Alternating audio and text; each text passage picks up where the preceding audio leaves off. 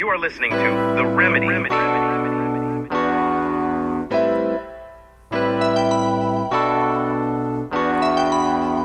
Hey, welcome everyone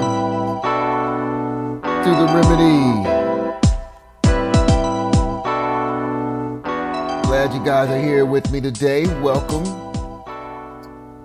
How's everybody doing? I appreciate you guys dropping in as always. The Soul Podcast, actually, The Remedy. I don't know, I've got too many names on there, but we'll figure it out as we go along. But I appreciate you guys being patient with me and those that kind of drop in to check out the podcast. I appreciate it.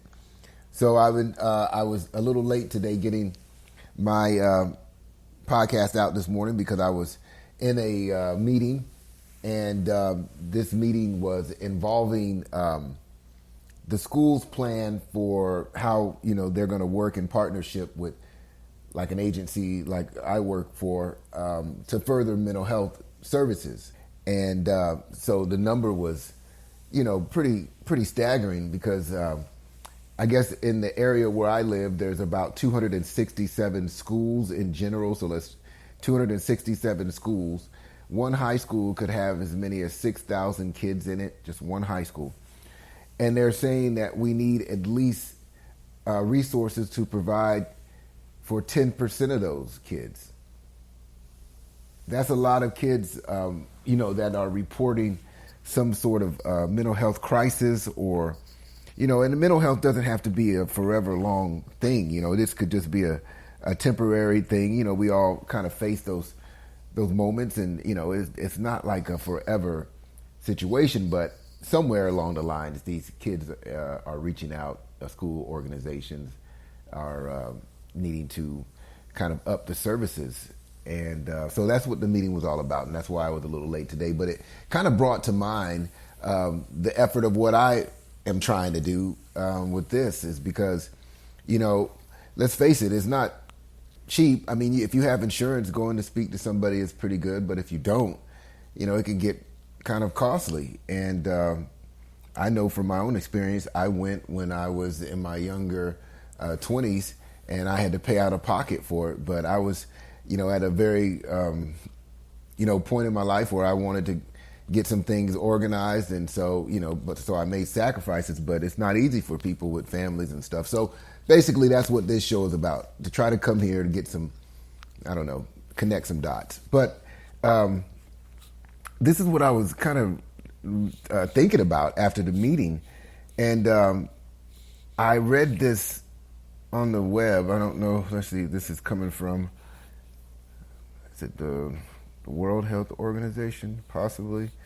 But they're just saying right now, nearly 10 million Americans are living with a serious mental disorder. And what they're saying is the most common of these mental disorders are the anxiety, major depression, and bipolar. And so it just brought to mind that number, 10 million is a pretty healthy number of individuals. Now, these are just people with, reported, I don't know if that was an estimate. Let me see here. It says right now. It doesn't say right now estimated. It says right now, like, what we are living in the moment.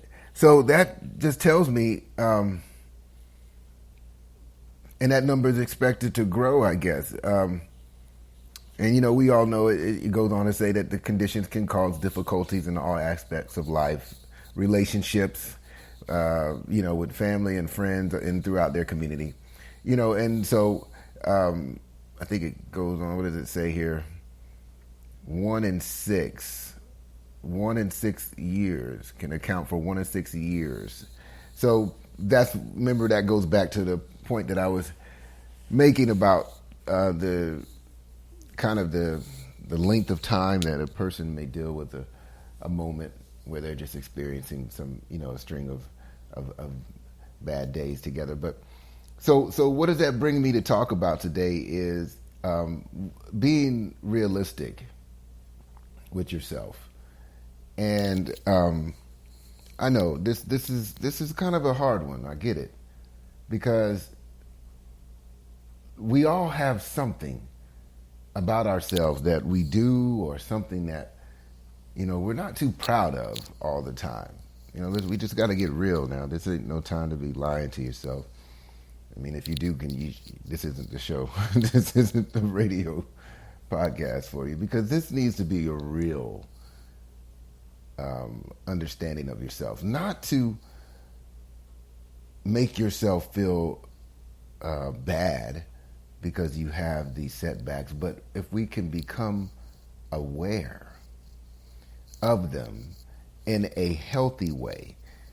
What I'm saying is, this has to be done in your calmer moments, where you can look and see if there are things that are driving you to have part of these occurrences in your life. And what I mean by that is, sometimes if we think it, we become it. And sometimes we look at our situation so bleak and so, desperate and so negative, that we become these negative people that can produce anxietal symptoms. And if we're not careful, we could live a life of this because of our own choosing. I'm sure you've heard people often say, he had the key to his own cell. He had his key to his own thoughts. He could have escaped his own thoughts, which put him in this own personal cell, but he didn't unlock his mind.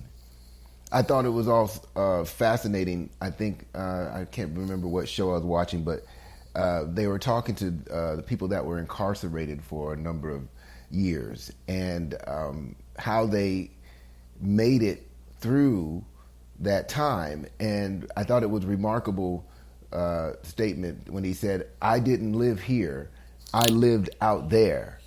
And he pointed to the sky and to the, wherever, there wasn't, he lived outside of that. And I think that was, very mindful thing to do.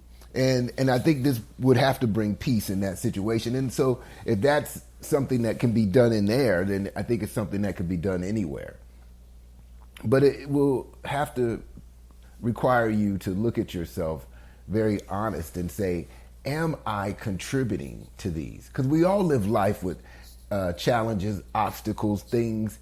We're all being tested to a degree that maybe the day before didn't even warn us about. We're just waking up and we're back into a new day. That's why it's important to start that meditation with the visualization in the morning and then claim the day.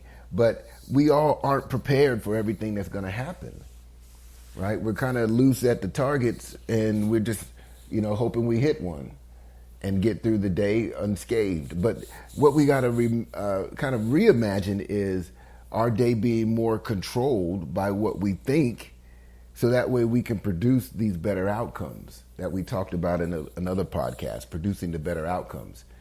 But for now, we got to get real, and we got to see how much do we bring it on. Now, you're going to have your natural feeling, but it says, don't be anxious for anything. Put all your prayers and requests up to God, and then he'll supply them.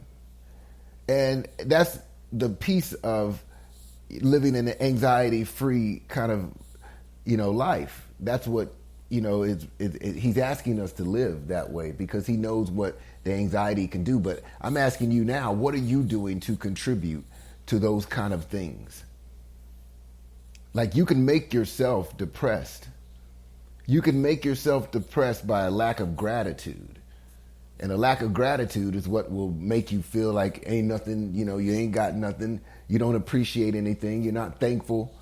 So if you're not in that state of mind, nothing is going to make you happy, because, more often than not, things that you do encounter that are kind of happy, you're too grumpy to really enjoy them. So it's not going to matter if everything was your way or not. So these are principles that, we have to reestablish, but it takes that you need to look at you and say, am I contributing? How much am I depositing? How much am I giving in to this way of thinking that helps me become more of what I think about. You know, are you thinking of yourself in a negative way and then getting negative outcomes and then kind of going back and saying, see, I told you I was depressed? Or are you thinking depressive things, which leads you to more of a state of depression, right? Are we thinking ourselves to that point? Are we thinking ourselves to those feelings? Because there's some stop gaps that you can put in there along the way. And you can do that by just offering yourself a better opinion of yourself. Like a healthier outlook of you will kind of stop that a little bit, at least slow it down. Then maybe you can insert some better thoughts about how you can overcome your own negative thinking, right? Maybe at that point you can write down something positive to think about. But you got to be willing to kind of stop the whole thing from just riding to those emotions and those feelings that are there to hold you, right? And I see this a lot. You know, I talk to people a lot, and I know it's not just as easy as saying, okay, just stop doing it. You know, I was asked one time by a parent. I was working with their son, and there were some behaviors that we were trying to work on, and it was so funny because they asked me, well, did you tell him to stop? I'm like, did I tell him to stop? You know, I didn't tell him to stop. You think I should try that? Do you think that'll work? Is it really that easy? No, it's not that easy. What do you think, I was encouraging him to do this stuff? It doesn't work like that. And neither will it work like that with you. You know, I can't just tell you to stop doing it. But what is important is that you have to see the benefit of the outcome from you not doing it. If you don't see it, then it doesn't matter what I'm saying. And if you can see that it would lead to a better outcome, you will commit to trying it, right? And you have to give it I would say give it at least a week. Just try it for a week, right? Of doing something different, something new, like maybe withdrawing some of your thoughts towards things that make you feel sadder or depressed or something. See, right, just draw back. Like when you catch yourself doing it, jump in front of it, jump in front of those bad statements, turn it around, stick your chest up, you know, get mad at it, tell it to get out of here, and just try it for a week and see if you can just defend yourself against you. See if you can defend yourself against yourself with your bad words and your whatever you could be cooking up for yourself, or maybe just not thinking the best or not giving yourself the most positive words. Start feeding yourself some better thoughts about you. You know what I mean? Go buy yourself a new shirt or something like that. Start feeding yourself more important thoughts. Take yourself to Chick-fil-A or something and get a salad. I don't know. But start doing things that are good for you, right? That will change your perception of you. And then draw back your energy from the things that made you feel that you could have, you know, I don't know, whatever could draw you into the most unproductive you. Fight those challenges. Whatever draws you into the most unproductive you. Fight those challenges with an affirmation. I think you'll find that it works differently, but it works relatively. Right? So no, it's not, you can't take my opinion and make it yours, but it's still relative. It still works for you. So you have to find what works for you and turn that around. You are listening to The Remedy. Yes, you have. I appreciate it, guys. You know, it's been a nice moments to visit with you. So you guys, take it in your power today, all right? Change this around. You can do this. You can sit back and laugh at what used to make you feel a certain way now. You can put your hand up against it, make it stop today, right? All right, Jay Thompson, I'll be back again. Appreciate you guys so much. Hit the like if you liked it.